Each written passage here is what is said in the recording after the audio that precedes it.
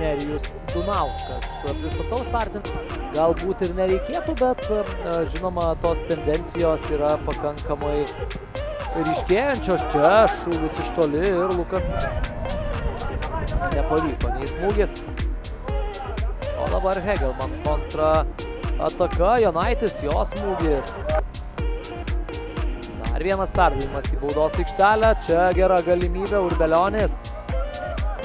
Gerai susistabdė kamuolį, bet ten klaidinami judesiai vėliau jau nebuvo labai geri, o čia krenta pirmasis šių rungtynių įvartis Vilniaus rajono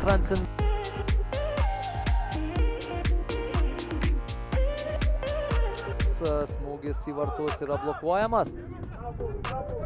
Urbelionis, jo galimybė, dar vienas smūgis, atremė į Kolendo, dar į kairę pusę būti pervestas kamuolys. Čia Giedrius Onuškevičius jau baudos aikštelėje.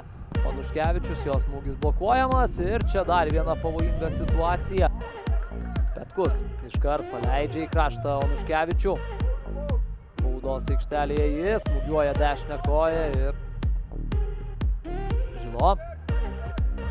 Dar labiau į kraštą, graži Transinvest ataka, smūgis ir 2-0. Nojus Petkus muša įvartį, gerą pauzę padarė.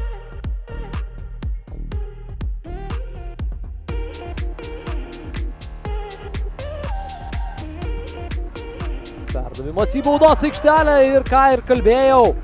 Krinta įvartis 5.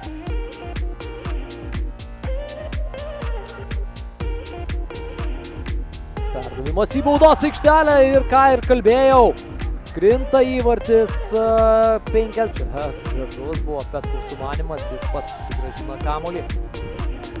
Perdavimas į kraštą, Transinvest ataka ir Kolendo dabar į baudos aikštelę. Giedraitis kamuolį meta.